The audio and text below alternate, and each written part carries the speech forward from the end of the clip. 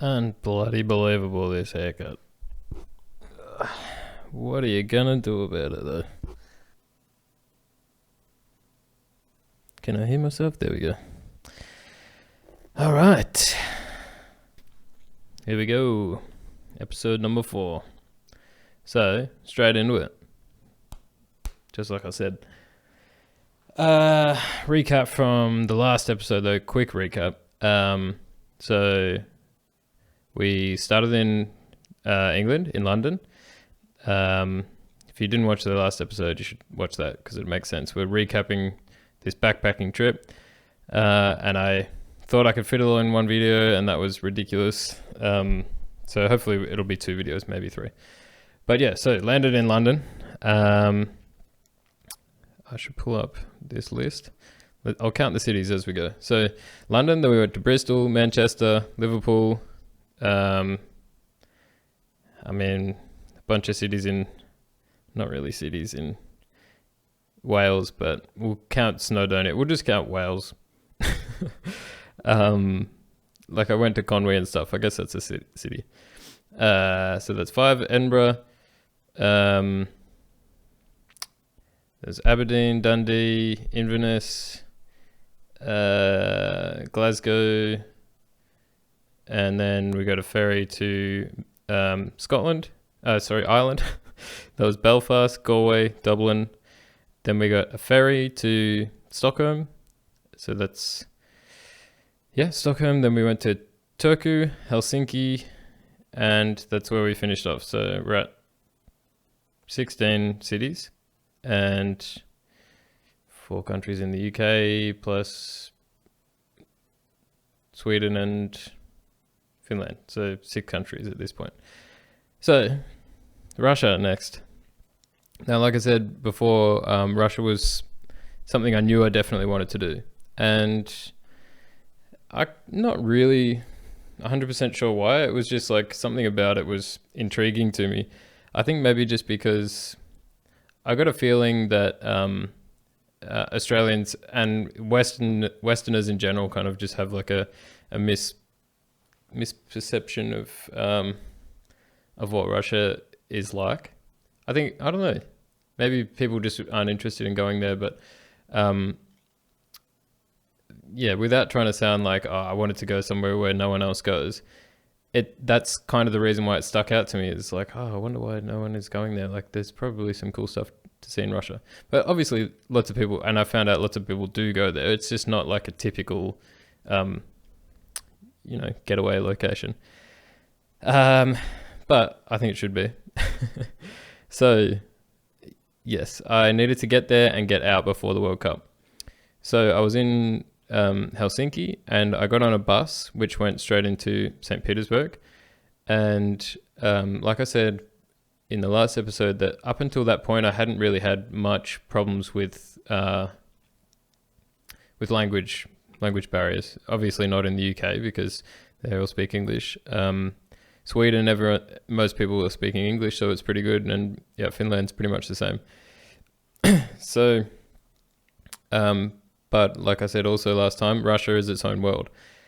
And you find that out pretty quick. Basically, when I got on the bus in Helsinki, obviously the majority of the people on the bus are Russians because there's not as many people in Finland going into Russia as there are people in Russia going out and visiting countries in Europe like Finland. And it was a Russian bus service, I think. So basically, when I first got to the bus, you always panic to try to make sure you on the right bus, and you go and talk to the driver, and he doesn't speak any English. So that was like the point where it's like, oh, okay, from now on, this is going to get harder. But the cool thing is, and this is going into that misconception about Russia, is that, every movie and everything makes out like everyone in Russia is like really tough and hard and like a mafia boss or something. But the great thing about Russia, despite the fact that, there's more of a language barrier, is that people are very friendly and willing to help you. So, the willingness to try to help people, I think, is definitely obvious in Russia. But they also sometimes get frustrated that they can't communicate with you as well. And it's one of those things where sometimes, somebody,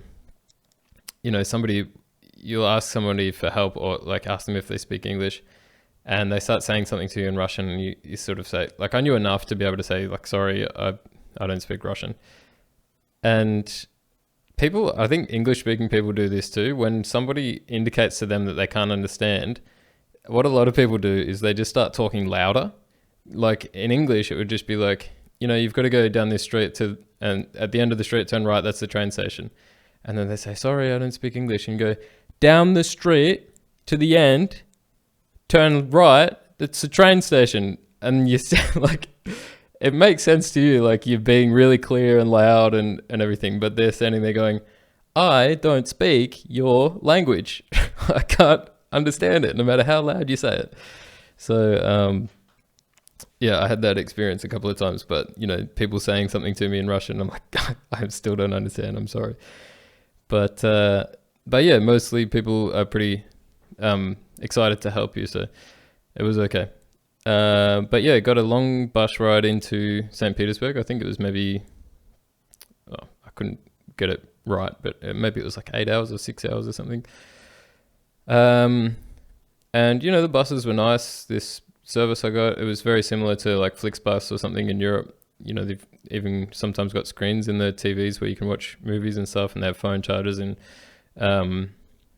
toilets and everything.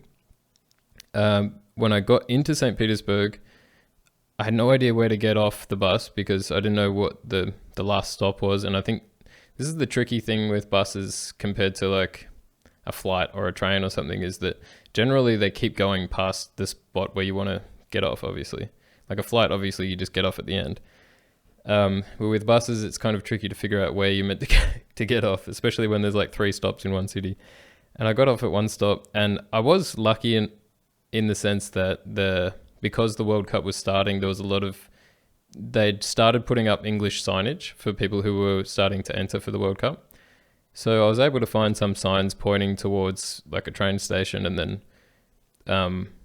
because when I got off at the bus stop, like no one could speak English, and I kind of got off in this area which looked like very much how I expected Russia to look, like very kind of old school communist buildings and stuff, and the walls are kind of painted different colors, and like very kind of, it was like a rough area. But that was just like one particular area kind of on the outskirts of St. Petersburg.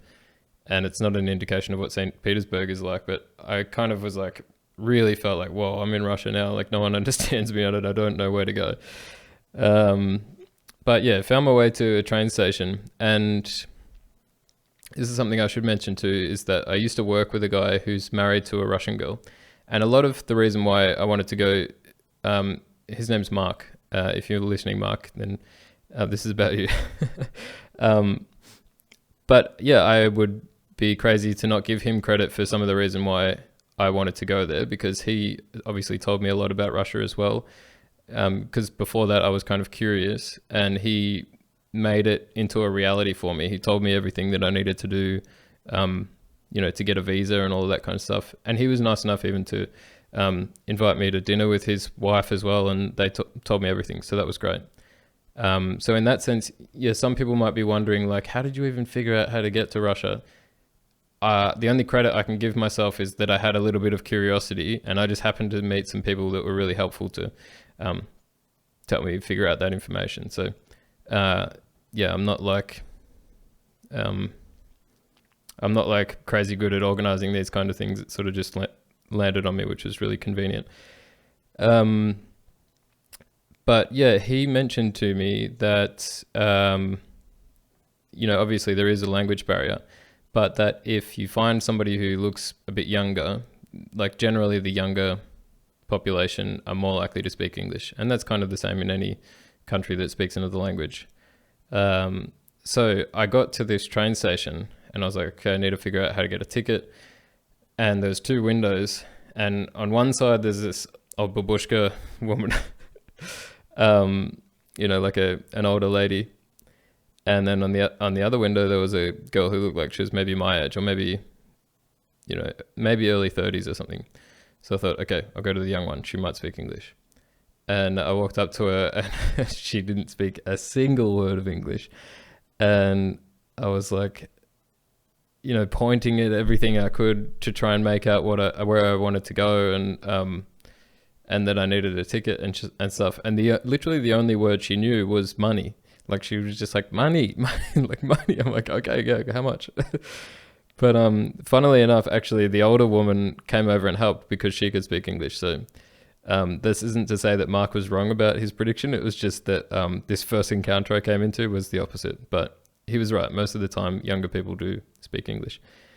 And when I went to get the train, I realized that, he was right about, people want to help you and stuff. I stood there long enough looking around at signs in the train station trying to figure out which platform I was meant to be on. And it was only a few minutes before somebody walked up to me and they said, like, do you need help? Looked at where I was going, all this kind of stuff. So, very friendly people.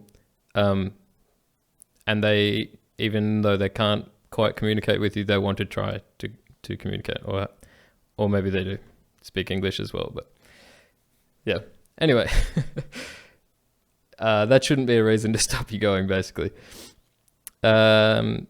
So yeah, St. Petersburg, I mean, I got to keep moving, but St. Petersburg is a beautiful city. They call it the Venice of the East because it's a city with canals. Like you can travel around the city by boat, similar to Amsterdam or Venice. But yeah, that makes it a really beautiful city. And there's a lot of nice old architecture and stuff there. And like these amazing huge churches and stuff that are just really impressive to see. And obviously like the Hermitage, or however you say it. It's like this huge museum filled with like all this really expensive art. Like it's a massive art collection. You could spend 3 days in there and not see everything. It's really fancy. This is the funny thing is that, Russia, like sometimes the image of Russia is that it's like a poor place, or that it's, I don't know.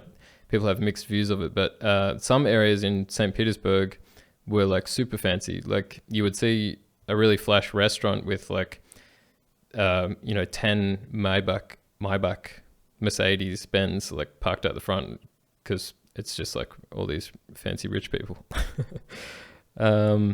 But yeah, that was cool. The difference there with hostels was that the hostel I was staying in, there weren't really any other tourists. It was mostly like other people from Russia who were in St. Petersburg for some business related things. There was actually a hostel just up the street that had more tourists there, but I can't remember the name. But I think that one was a little bit more expensive. But I'll actually say, wish I could remember the name of the hostel now. But the hostel that I stayed in St. Petersburg, out of all the countries I went to, all the cities I went to, that was probably the best hostel I stayed in. And it was one of the cheapest too. It was about $11 Australian per night. And yeah, this is this other misconception. Like some people see Russia as like a really poor, like place where people are struggling and stuff. And then some people think, like they assume that if they travel to Moscow or St. Petersburg, that it's going to be really expensive. It's fairly cheap. Moscow was more expensive than St. Petersburg, accommodation wise, but you can live pretty comfortably on not too much money in St. Petersburg. So not that, but it's not a poor city at all. It's just, I don't know, the exchange rate, I guess. But yeah, so it's like $11 a night. And there was people constantly cleaning it. Like you would walk out of the bathroom after having a shower or going to the toilet or something, and people would be waiting to go in there and clean it. And, they had good internet and everything. And yeah, so that was really good. Actually, I should mention too, I wrote this down, that being the best hostel of the whole trip, the worst hostel I stayed in was probably the first one I went to in London.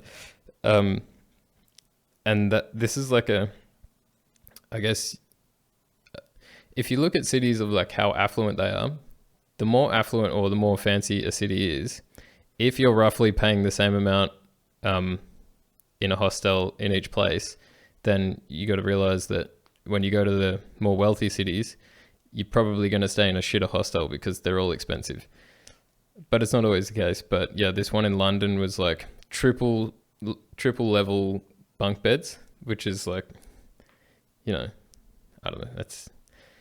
It's like really cramming everyone into the room. The place was dirty and like, the shower was like, this is a lot of the problem with like bad hostels is that they always have like leaks in the bathroom or something, or like there's a toilet that smells really bad. It's always like some dampness on the floor or something that kind of makes it feel gross. But yeah, so best place I stayed in was in St. Petersburg. Worst was in London.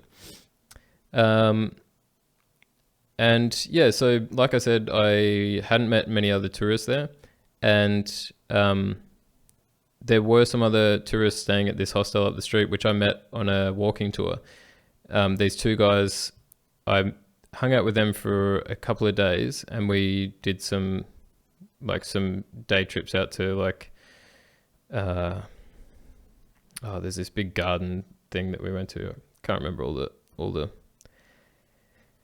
all the attractions that we went to, but yeah, we hung out a bit, and I was kind of feeling a bit lonely because there wasn't, like, after we hung out, like they kind of left and whatever.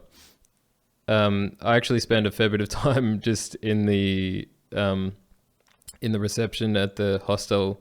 There was a girl working at the reception there who was about my age, and I spent a bit of time just chatting with her just because I didn't really have anyone else to hang out with. But she was cool, and then we ended up hanging out because when I was there, it was like the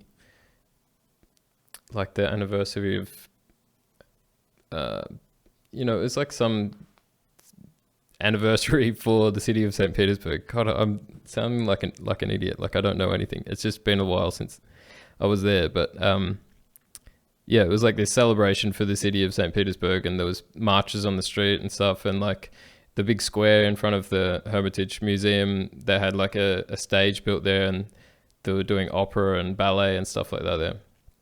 So I went with this girl from the reception. We went and checked all of that out and watched that, which was really cool. And then I went to my first... No, it wasn't my first, sorry.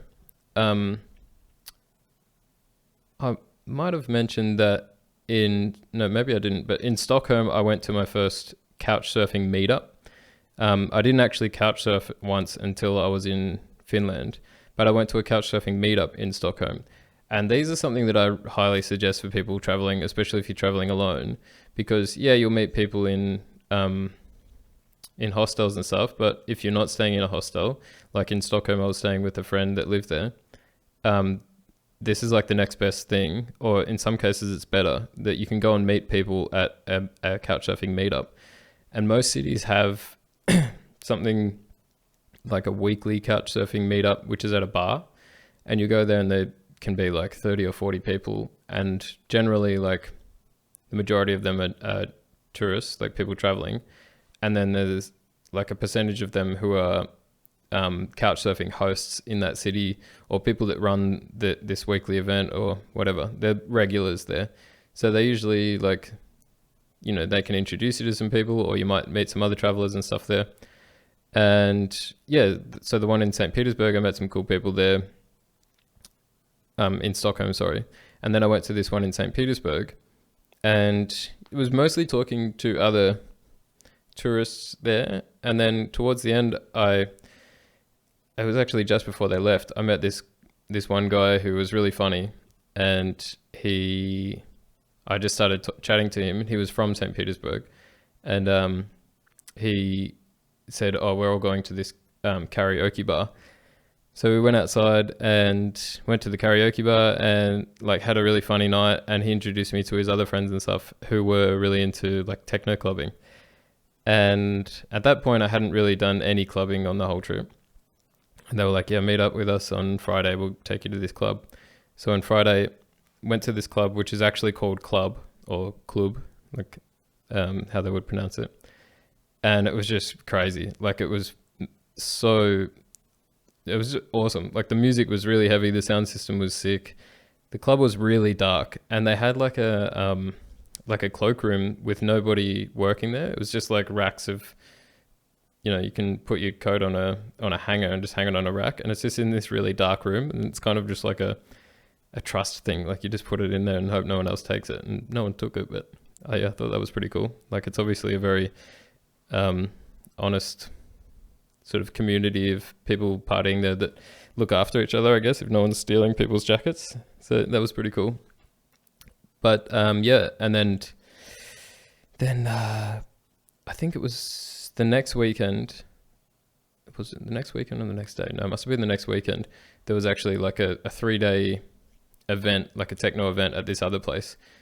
And I went to that as well. And that was just mental. Like the building was this really old industrial factory building with like brick walls. And I think the floor was like just dirt. Like it was so old and it had been decommissioned a long time ago.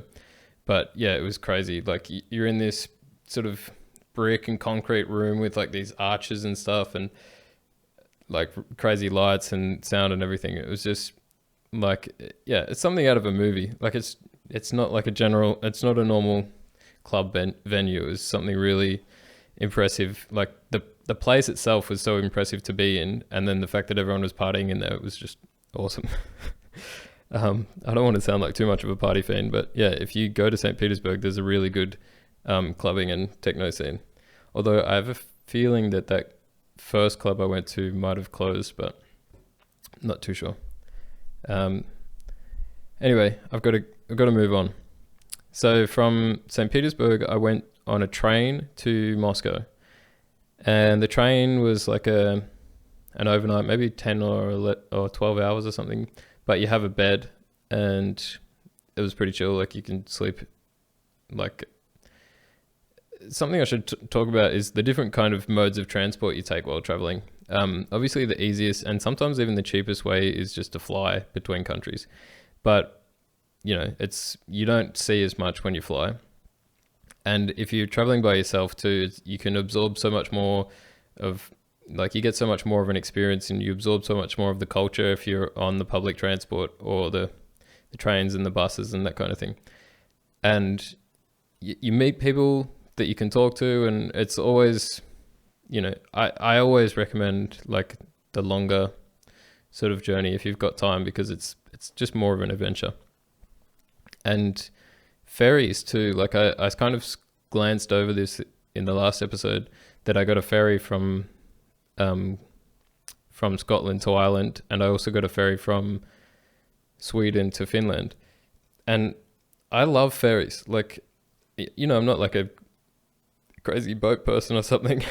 But ferries are just awesome because I didn't have like a room or anything to stay in the ferry, and they were long trips, like 8 hours or 10 hours or something.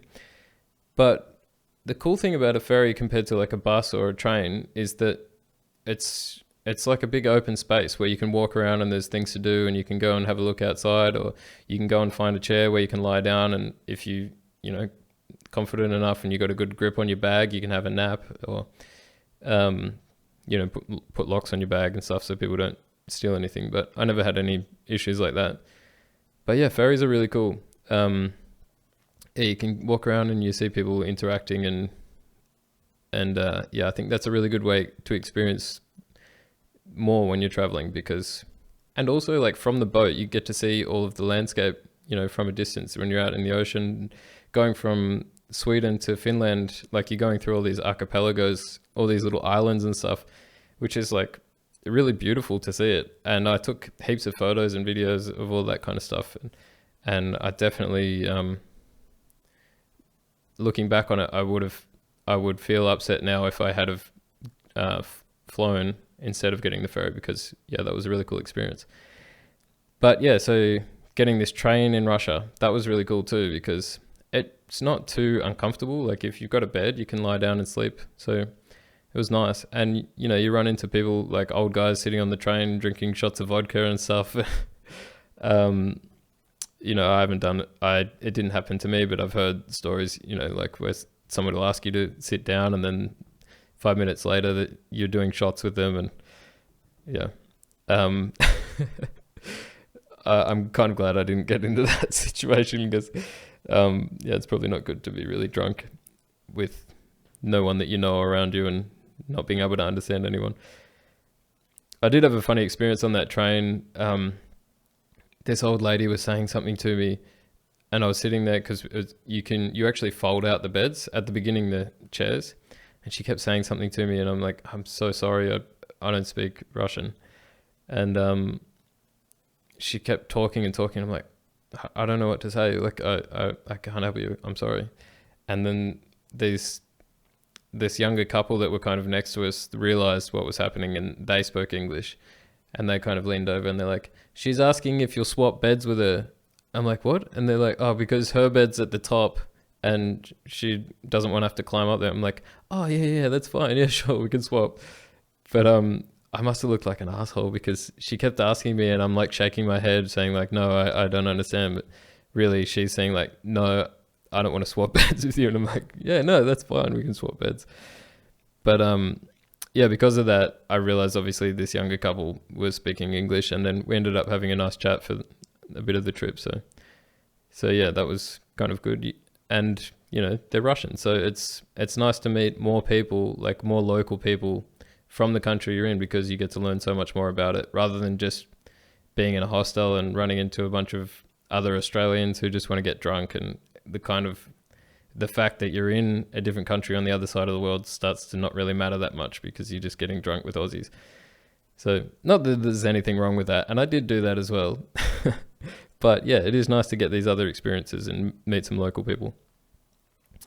So in Moscow, yeah, did heaps of different stuff. It's a beautiful city. It is a slightly more expensive city. But yeah, it was great. I actually ended up buying a skateboard in Moscow because... Was it? Yeah, it was. Because I was starting to feel like I would be able to travel around within cities a lot quicker if I had a skateboard. And at this point, it kind of threw out my... I'd kind of thrown out the window this idea of, you know, the carry-on only. But I wasn't getting flights anymore anyway, so it didn't really matter. And my flight home back to Australia included a checked bag anyway. And this skateboard I got, I bought it secondhand off a guy, and he gave me like an actual travel bag that you can zip up with it as well. And yeah, so at that point I was like, okay, I'm not doing the carry-on only thing, but I've just had a skateboard. So like if I was going on buses and stuff, it's no different because it's just like, oh yeah, I've just got this other little thing. And yeah, so I got a skateboard and went and saw some nice parks and stuff around Moscow. Can't remember. It's been too long. I can't remember all the different things I did there, but yeah, Moscow is a great city.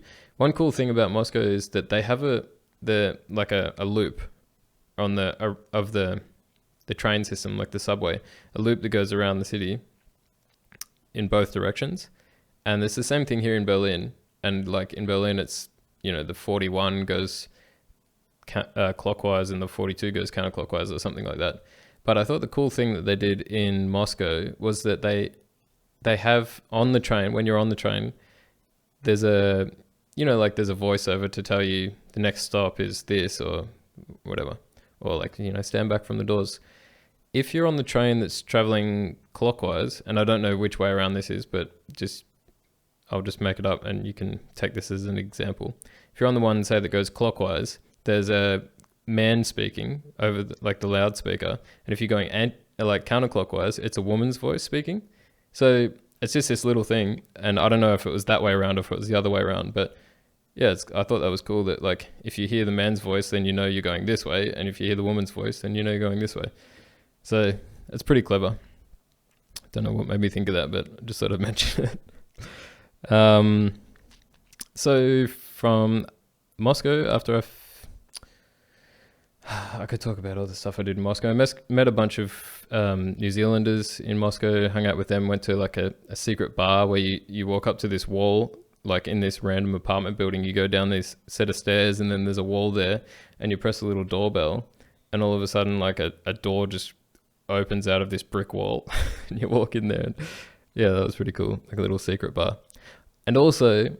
I kept in contact with the guys that I went techno clubbing with in St. Petersburg, and they hooked me up with a friend of theirs who was really into techno in Moscow, and they told me that there was a gig on that I should go to. Turned out it was Massioplex, a guy from the US that was playing at this big club in Moscow. So I met up with this girl. We went to this event, and that was awesome as well. So Moscow has a cool techno scene as well. I think the police are a little bit more strict on like clubbing and events like that in Moscow compared to St. Petersburg. But yeah, that was really cool. So yeah, I went back to, after that, I got another train back to St. Petersburg. And because I'd met a few people that I'd sort of become friends with in St. Petersburg, I was doing a little bit of my own thing, but also hanging out with these people that I'd met there. So that was nice.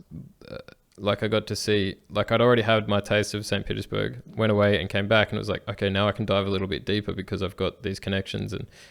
And yeah, I was hanging out with this girl who took me to see, like she had tickets for a ballet show, which is something I'm definitely wouldn't have thought I'd be interested in, but it's kind of one of those when in Rome things. Like ballet is really big in Russia, and it was like the Swan Lake, I think it's called, the story.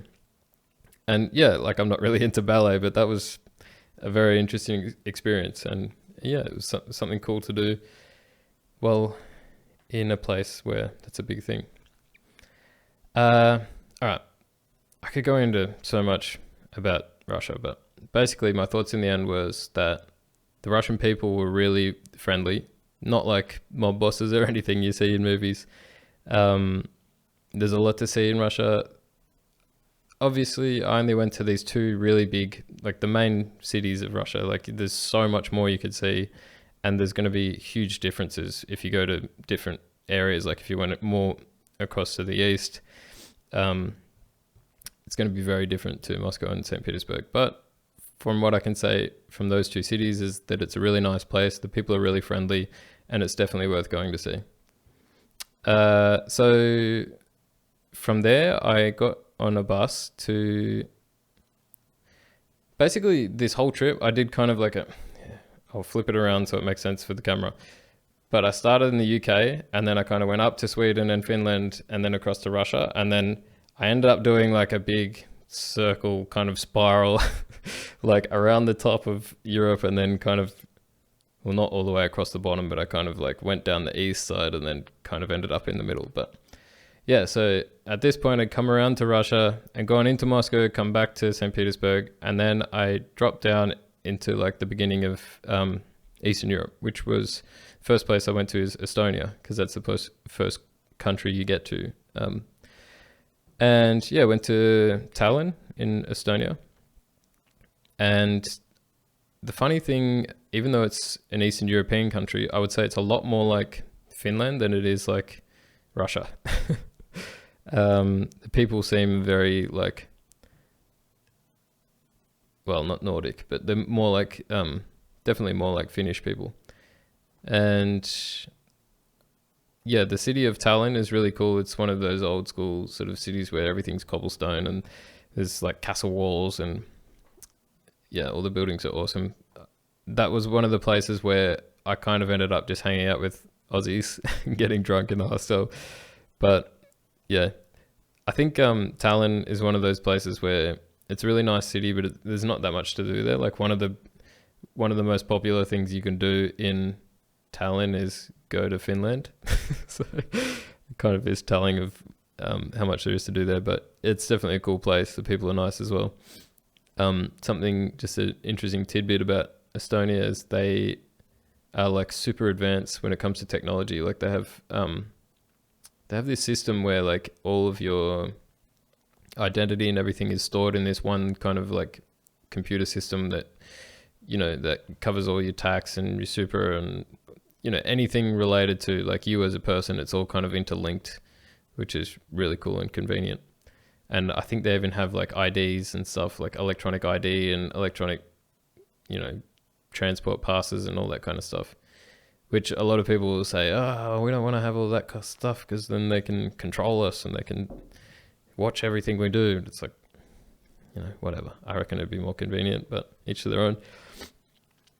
So from Tallinn, I got on a bus to Riga in Latvia, and Riga was a lot more Eastern European. That was a lot more like Russia. But Riga was a really cool city for music. I reckon I could possibly see myself living in Riga because of the music scene. But also, I don't know that much about it. So, but yeah, I kind of felt a little bit like I wanted to live in a more Eastern European type place. I'd love to live in Russia, but I think like it'd be really difficult to get working visas and stuff compared to Europe. But yeah, Riga was awesome. And Riga, I went to, like I saw my first KGB museum, or it's like a KGB prison. And this is, one of the historical things that becomes pretty prevalent in Eastern European countries is like, it's like the bad guy thing. Like, in Germany, the bad guys, all the bad guy stuff in Berlin that you learn about, like history wise, is all Nazi stuff. And in Eastern Europe, it's more, I mean, there is Nazi stuff there as well, but it's more about like KGB and Russians trying to overtake them and stuff. But I guess the general theme for like a lot of Eastern European countries and some Central European countries as well is like historically wise, it was like, independent, all of a sudden taken over by Germany, then saved by the Russians, and then overtaken by the Russians, and then became independent again. So that's usually like the theme of their history is like they've got the more recent history of getting fucked up by Russia, and then before that it was getting fucked up by Germany. But yeah, so the KGB prisons are pretty scary. Yeah, like a lot of crazy torture methods of torture and stuff that was going on there, like to try and convict people of crimes, or we'll try to get people to admit to crimes, and if they didn't admit to them, then they would send them to labor camps, and if they did admit to them, they'd put them in a dark, quiet room and shoot them in the back of the head with a small caliber pistol so nobody could hear it, put their bodies in a truck, and then go and bury it somewhere, and their family and stuff would never even know that they were gone. So it's pretty dark. But yeah, obviously very important in history, and it's pretty cool to go and learn more about that and to see it in person. I went to to get away from this dark stuff in Riga. I went to a folk concert. I can't remember the name of the band. I could find it, but it's a really cool little folk concert. They did this funny thing where this guy had a ping pong ball on stage and a ping pong bat, and he would hit it. No, he had two, sorry. And he was like bouncing them up in the air like this. But because they went perfectly in sync, like one would be slightly faster than the other and they'd go up and down. And there was two female singers and they were making like, noises like each time the ball hit the bat. And so one of them would look at this bat and the other one would look at this bat, and they'd make a noise each time the ball hit because it would change and go out of sync and stuff. It was funny like seeing them go out of sync and come back into sync, and the rest of the band behind them were like still playing music. So I thought that was a really unique and kooky kind of thing to do, but it was very creative. So yeah, that was cool. Okay, I'll move on.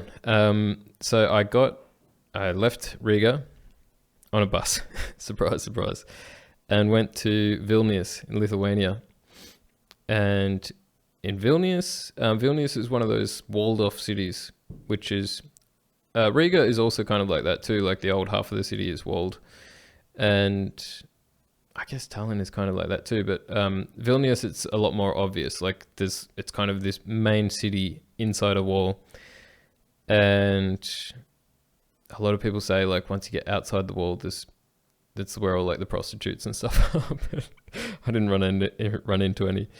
But yeah, so the city is really amazing to look at, and also there's a lot of places you can go to on short trips outside of the city, which are nice. Like I'll probably get the name wrong. I think it's Trakai Castle.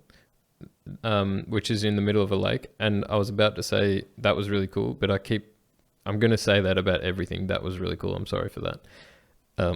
But yeah, It was cool.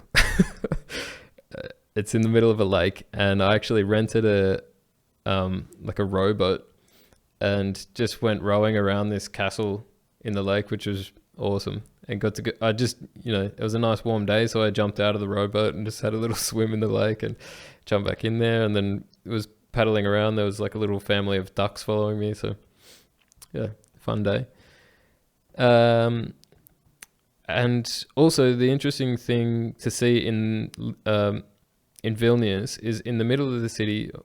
I think it's kind of in the middle. Is there's like an area which is called Ujapits, and I think it's actually called like the Republic of Ujapits or something. It's kind of from the south, kind of looks like an island because there's a river that kind of wraps around it, but it doesn't go the whole way around it, but it kind of wraps around it like so it feels like an island.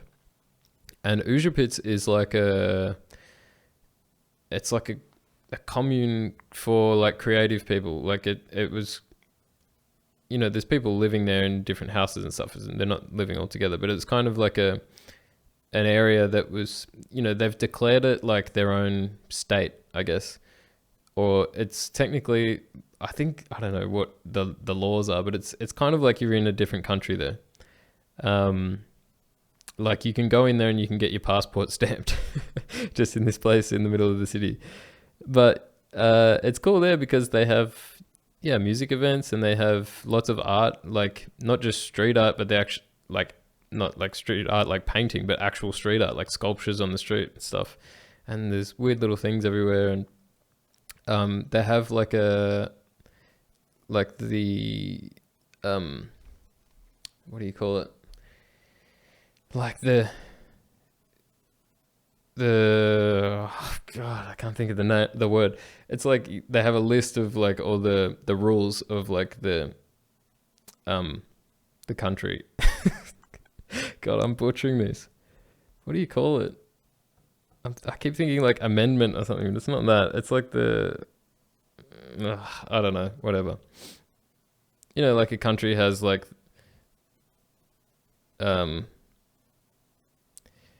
I keep thinking of this like amendment thing, and like how in America it's like, everyone has the right to bear arms or something. Like it's like this list of things that people have like rights to do. I feel like such an idiot that I can't think of the word for it. But anyway, they have that. And each year they vote on a new language to translate it into. And they have these plaques on this wall where it's translated into all these different languages. And they just pick the language randomly. There's no rhyme or reason why the languages picked there are there, other than it's just random. But the list of like rights is really hilarious. You should look it up because it's like, every cat has the right to be happy or something, or like every person has the right to cry if they're sad. Like all these really cute little things that they've written in there. And there's a few, a lot of them are about cats or about dogs and stuff. And yeah, it's funny. So yeah, Ujapits is really cool. And I've heard, I'm not sure if it's a myth or not, but there's a square in the middle where there's like a water fountain that you can fill up your water bottle from. And on one day each year, I guess it's like the celebration of Ujapits Day, at some random time, nobody's told what time, but there's a bar like on the edge of the square. And apparently they have the pipes plumbed so that at some point they can turn a tap and they can push beer down the pipe into the water fountain or the water tap in the middle of the square. So all of a sudden there's this tap in the middle of the square where everyone can get free beer. So on this day, no one knows what time it's going to happen, but everyone's hanging out in the square, chatting and partying and stuff. And then all of a sudden at some point, and everyone's holding a glass, and then at some point, all of a sudden there's free beer coming from the tap. So everyone crowds around the tap and fills up their glass. And yeah, I wasn't there for that, but I think that would be a cool thing to experience. So from Lithuania, I went to, where'd I go? I think I went from, check my list. So from Vilnius, I went to Warsaw in Poland. And Warsaw is not so much history there because pretty much the whole city was kind of flattened during the war. There is like an old city section, which is pretty nice to look at. And there's this big clock tower, and I climbed up there and took a time lapse video, and I have that somewhere. I'll put maybe include it on the video or something. But yeah, Warsaw. I did like some bar crawls and stuff there, but I didn't really see too much. One thing I'll mention was there's a university in Warsaw. I guess it's just the University of Warsaw, and they have like a really cool rooftop garden. So if you go into the grounds, you can actually like walk up. It's like a ramp that walks up onto the roof, and then there's like gardens and lakes and stuff everywhere on top of the roof, that's awesome. And there's like, plant walls and stuff in the university as well. So go and check that out if you're there. But a lot of the time I was there, it was raining, and I actually ended up going to a virtual reality like arcade thing where you could go and do virtual reality, just because I'd never tried it and it was available, so I tried it. So that was fun. Now, I mentioned that one of the things I knew I wanted to do before going was that I wanted to go to Russia. And something I also had in my head, which I remember mentioning it to my boss, like before I left, I was like, I wonder if I'd seen some documentaries about Chernobyl, and I was like, I wonder if you can go to Chernobyl, like if people are allowed there. Cause I'd seen the documentaries and thought like, you'd probably, cause they're filming a documentary, obviously they can go in there, like BBC probably paid for it or something like that. And I was like, I wonder if that's something you can do. And then I didn't really look into it that much, but I had in my head, like, I want to suss that out, because if you can go there, that's something I want to do. And I talk about this. I made a whole video about traveling to Chernobyl, so I won't go into it too much, but I met these people in Vilnius, and they told me how to go, like how to book in the tours for Chernobyl and everything, and where you need to go. So my next stop was to go into Ukraine. So I got a bus from Warsaw to Lviv.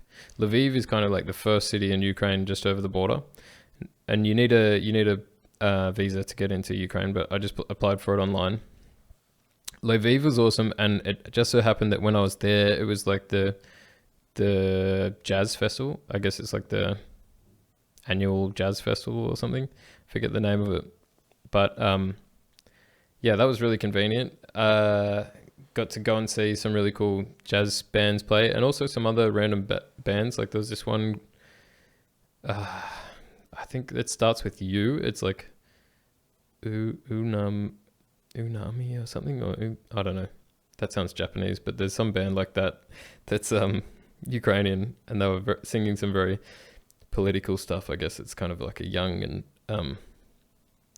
and kind of like an activist band, I guess. But yeah, that was cool. And this, like the square in the middle of Lviv, is really good for like street music and stuff. I will say that actually the hostel I stayed in Lviv was potentially worse than the one in London. It was a combination of like, like in London, it was really gross, dirty, just like, yeah, I don't know, just really not a very nice place. But also nobody there was a tourist. Like it was just like random families traveling around and stuff. And in my room, I had this guy on the bed below me, like on a bunk bed below me, who was like 70 or something. And he had like a mask and a respirator on the bedside table, like breathing for him. And, I don't know what was wrong with him. Like I hope that he's okay, but like, that's not a nice thing to sleep next to or sleep on top of this loud machine, like breathing for this old guy underneath you. Yeah, a lot of the time, if you're at a hostel, at the reception, they'll have earplugs. So in those situations, definitely go and ask for them. So yeah, I then went from Lviv, got on a bus to Kiev. Kiev is the capital of Ukraine. That's where you need to be to go and see Chernobyl. Um, One thing I want to mention about Ukraine, and I've written this in my notes because I thought of it earlier in the week, is that people need to stop saying the Ukraine. This is something that just bugs me for no reason really, but it's just wrong. Like everyone says the Ukraine because I guess you're thinking like the UK or the USA. Because Ukraine starts with U, I guess it's like instinctively because like the USA or the UK, people think to say the Ukraine. In a way, it kind of makes sense because it used to be called like Ukrainian Republic of something something. So in that with that name, it would be called like the Ukrainian Republic of whatever. But now like it's not called that. It's just called Ukraine. So you don't need to say the. Because with USA, it's like the United States of America. And with UK, it's the United Kingdom. But Ukraine is a noun. Like it's not a something of something. It's just Ukraine. So yeah, everyone stop saying the Ukraine. So yeah, I went to Kiev and hostel there was okay. Met some people from like the far east of Ukraine who were traveling to Kiev, and they had some pretty interesting stories to tell because at that point, and I'm not sure if it's still going on, but there's a lot of conflict between Ukraine and Russia there, and a lot of people dying because of armed conflict. So they kind of had some pretty crazy things to tell me about what was going on in that side of the country. But yeah, it was cool to speak to some local people. Although there was a huge language barrier with these people. Like they were young, like maybe 19 or something. But I think there's less pressure on people, I guess maybe just from that area, to learn English because yeah, they didn't really have much interest in speaking to me and they couldn't really understand me. But I got a little bit of, information from them. So yeah, I went to Chernobyl, and if you want to know more about that, watch the other video because yeah, Chernobyl, definitely recommend. I would say Chernobyl is the best thing I did on the entire 5-month trip. So watch my other video about that. So then I finished up in Kiev, and I've got some funny stories of things that happened in Kiev, but some of them like are probably things I don't want to talk about publicly, and also they're just maybe for another video or something. But from Kiev, I got a bus from Kiev, not back to Lviv, but all the way back to Poland and to Krakow. And all the buses I'd taken at this point were, Flixbus or something similar, where you have a fairly comfortable seat, a toilet where you can, usually they stop as well, but you've also got the toilet on the bus just in case, and phone chargers, and usually Wi-Fi as well. Not always, but most of the time Wi-Fi. So buses, I find them very comfortable. Well, not very comfortable, but they're manageable. I got very used to it. It's like I thought I would absolutely hate buses, but they're really not that bad. But in Ukraine, they don't have any of those services, and the buses are very, very like home job. In Kiev, I freaked out because like none of the bus stops were, there was no signage. Like the company I booked the tickets with was like this online company where they find you a bus like to get from A to B, but there's no branding or anything on the bus, and there's no one to call like when you don't know where you're going or anything. And even if you did call, like they don't speak English. So it was a nightmare, like trying to find out where I was actually meant to go to catch the bus, going up to drivers and asking them, like showing them my ticket because they can't understand anything I'm saying and I can't understand them. I showed them the ticket and they were like, I don't know what this is. And I'm like, oh shit. I go and show it to somebody else and they're like, yeah, I think you're meant to go like over there. Well, not saying in English, but like pointing over there. I was running around and eventually found this bus, completely unmarked, just like a random white bus that was probably like 20 years old, and got on it. What was meant to be an 18-hour bus was like 23 hours, I think. And this bus was old as shit, no toilet, no Wi-Fi, no phone chargers. It was just like, and it was hot too. Like, I sat on the bus. Some guy sits next to me. Like, the whole bus is completely full, uncomfortable. And then it was just like, settle in for just hell, because it was just like sitting in this gross bus for what felt like days. Like, literally a full day, like 23 hours. It's almost a full day, and you're not really sleeping that much, like just sitting there on this bus filled with people. And actually, at the halfway point, we switched buses. I'm not sure why, but the second bus was maybe better. Like, I had a table. Like, I was sitting opposite some people across a table. Still no toilet and no chargers or anything like that. It's just like they stop every couple of hours, and you can, or maybe every hour, and you can get out and go to the toilet or whatever. But yeah, that was an absolute nightmare. So my suggestion would be, buses everywhere in Europe is fine, and I recommend them. But in Ukraine, try to get a train or something, because yeah, that bus was terrible. So go back to Krakow, and like I said, I met this girl in Belfast who was from Krakow but lives in UK, but the UK in London. But she flew over because she was going to see her family and stuff. And like, I kind of organized the times with her so that I would end up in Krakow when she was getting to Krakow. And she was able to show me around and stuff, and she had a car. So we went to Auschwitz. Like, she took me around looking at Auschwitz, because obviously, yeah, I wanted to see all the history and everything in Auschwitz. So that was, yeah, a big, it's a pretty intense thing to see. I've got some mixed feelings about like going to those kinds of places as a tourist, because I don't know what I'm trying to say. I really appreciated seeing it and seeing the history and everything, but I found like it's kind of annoying being there, and you feel bad as a tourist because you're one of all the other people that are doing it as well. But you know, it kind of feels like it's a novelty, like I don't know. Maybe it's disrespectful. No, it's not. I don't think it's disrespectful, because you're like, you're acknowledging like this terrible thing that happened to all these people. I just think the way that some people behave in those places is disrespectful. Like, you wouldn't believe it if, like, it's going to be hard to believe when I say it, but I saw a couple get someone to take a picture of them making out inside the building where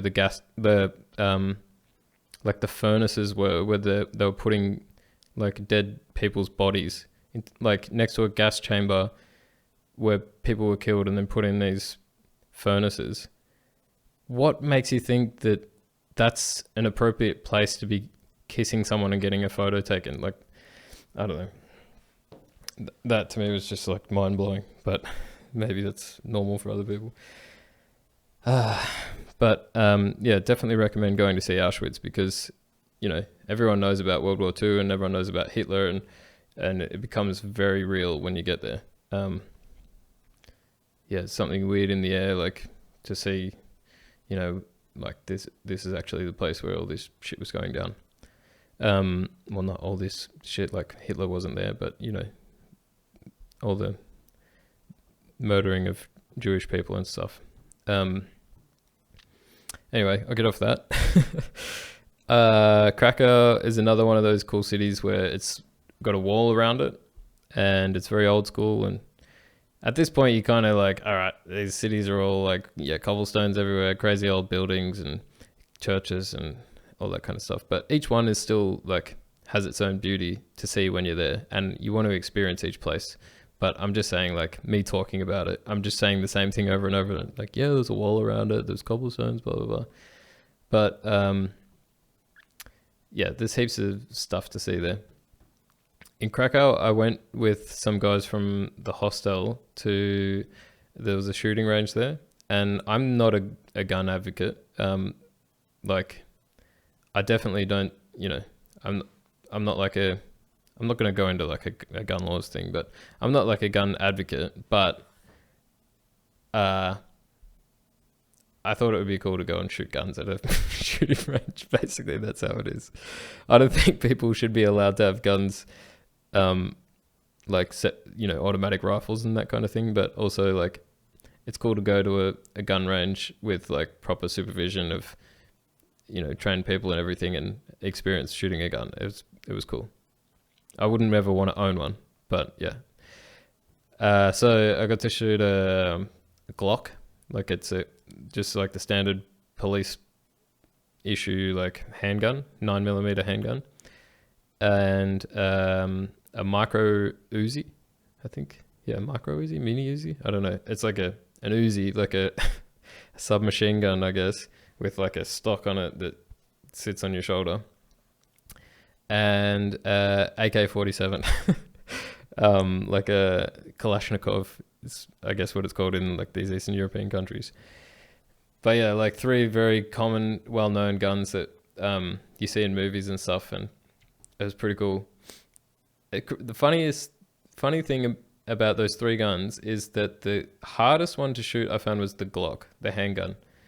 It's the smallest bullet and like does the least damage, but that thing is so scary. Like, I have no idea how, like a gangster, like, people in gangster movies and stuff, they'll like hold in one hand, be going like this and stuff. Like, I'm standing there with 2 hands, like shaking.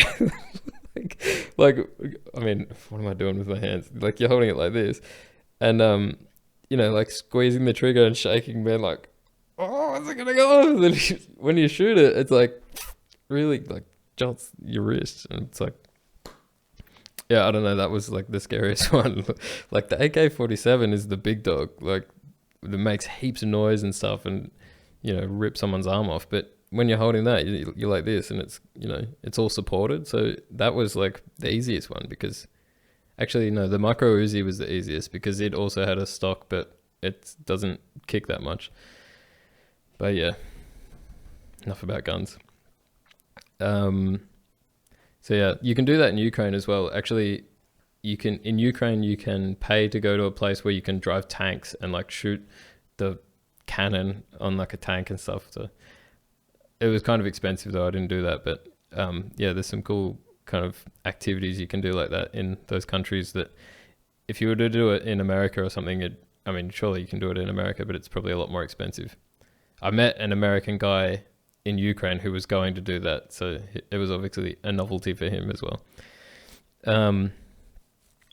Yeah, so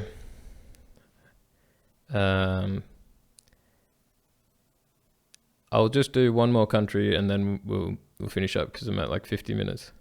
So yeah, this is definitely going to be more than 2 videos. Yeah, so we did Krakow, went to Auschwitz, and then I wasn't really sure where I was going to go to after Krakow. I can't remember what my original plan was, but I think I decided that I wanted to go to Turkey or something like that, and I wanted to kill some time before that. So for whatever reason, I decided to go to Budapest in Hungary. So I got a bus from Krakow to Budapest, and I stopped at one point in Czech Republic. Am I getting that wrong? Yeah, I think it was Czech Republic. I think that's in between those 2. But this is one of those things where, like, I don't know if you're allowed to count that as a city or if you're allowed to count that as a country that you went to, because like I went through that whole country in a bus and got out of the bus and walked around for 10 minutes. Does that mean I went to that country? Like, do I count that? I don't know. I was there, but I didn't see anything. But yeah, I don't know. I don't count that. I think you need to do some exploring to be able to count it. Actually, I'll stop it there. So we're at Budapest. This is city number 24, maybe. I might have got that completely wrong. Yeah, 24, I think. All right, in the next videos, I'm going to have to speed this up. Otherwise, it's going to be like fucking Breaking Bad or something. Lost. It'll just go forever. Okay, so housekeeping. I'll do housekeeping now. So from the last video, thanks anyone for watching it again. Maybe I'm getting a few more subscribers, 37 subscribers. Get to 40 soon, then we'll get to 50. Have a big celebration. Nah. But yeah, thanks for watching. Thanks for the feedback. What am I doing? Okay, so yeah, I got a bunch of stuff wrong in the last video. Or like I forgot to mention things. I wanted to say when I went to Snowdonia and went hiking around this mountain, I felt like I should mention the name of the place because it was really cool and other people might want to go there. So I was next to a lake called Lyn Idwal. Lyn Idwal. And I think Lyn just means lake in Welsh. And Idwal is Idwal. There's also a bigger lake there called Llyn Ogwen, Ogwen. And there's kind of like a little base camp or like a little office, information office thing where you can talk to somebody and then you can go up to this, you walk up to the lake, Lyn Idwal, and then you can kind of go up around the mountain sort of wall there. But I thought I should mention it because there's the significance of this Llyn Ogwen, the bigger lake down the bottom, is that I'm not sure how long ago, but they found a sword in like the dirt, in the soil next to this lake, Llyn Ogwen, and they dated the sword back to the 6th century. So like, between 500 and 600 AD. And that was around the time that, I think, is it King Arthur? King Arthur was around. So there's a theory that they think that A, that sword is Excalibur, or B, like the sword in the stone, or B, like that if Excalibur exists, that's where it ended up and it's in that lake somewhere. There's also another theory about this other lake that's like, a couple of kilometers away from there, and they think that's where Excalibur is. But yeah, that's kind of a cool little tidbit about that place. Is whether or not the story about Excalibur is even real or if it's a myth, I don't know. But yeah, I thought I'd mention that. Also, about Stockholm, I mentioned this massive ship that sunk, and I didn't give you the name. It's called the Vasa. I think Vasa. Vasa. That's the name of the ship. So if you want to go to the museum, check that out. I think it's called Vasa Museet or something like that. I don't know how to speak Swedish. The other thing I thought I'd mention when I was editing the video last week, it kind of looks like I'm high because my eyes are red. And I just thought I would mention that they're red because I have like some like a calcium thing on my eye, and it's making like the blood vessels go red. So I need to see an eye doctor about that. But if you're wondering, no, I'm not high. I have like one on this side of this eye and then one on the inside of this eye. So it's messed up. I'll get it looked at. There's some more things I wanted to mention about Germany. Just more complaining I've got. No, one thing that's like a balance of like a good thing and a bad thing that I just thought I'd mention about weekends here is that it's really cool that on Saturday they still do post. Like you can get parcels and your mail and stuff delivered like exactly the same as it is during the week. They still deliver on Saturday. So I thought that was cool. But the annoying thing is that on Sundays, everything is closed. Well, not maybe there's some things, but like the supermarkets generally are closed on Sundays. And that for me is like, when I first realized, I was like, you're joking. Like you can't just close a supermarket.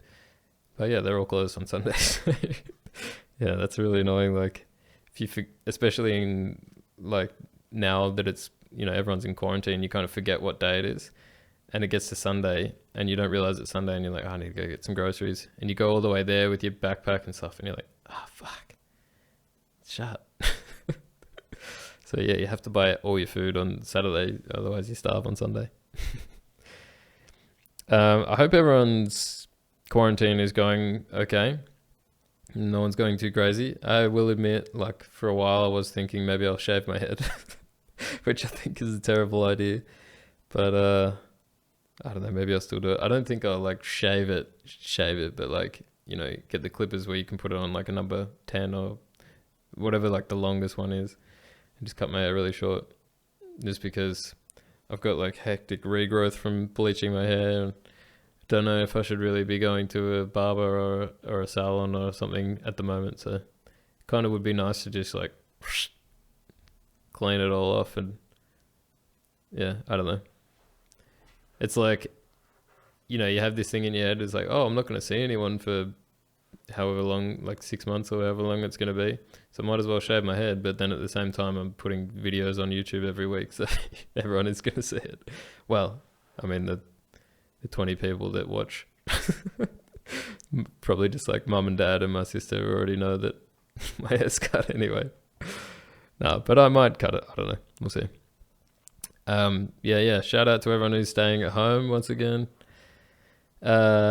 Keep noticing more and more that everyone's giving up on quarantine, and well, maybe it's just in Germany, but everyone's outside and definitely hanging out in groups of people that are not who they live with. So that's kind of shitty, but whatever.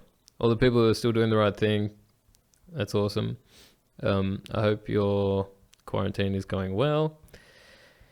I just did that thing that really annoys me about people on social media when they talk like this and their inflection doesn't make any sense, because, like somebody like an influencer or something will talk on their like Instagram story or something, and they're like, hi guys, blah blah blah, I'm doing this, thanks for tuning in to my live stream, and it's like, you never talk to anyone like that in real life. Why are you doing that? Like, what is that? Where did that come from? Like, where did that like style of talking come from? Like, just from social media? I don't know, it's really weird. Anyway, rambling now. Yeah, guess I'll wrap it up. So we'll see you next time, and next time we'll be talking about Budapest. All right. See you later.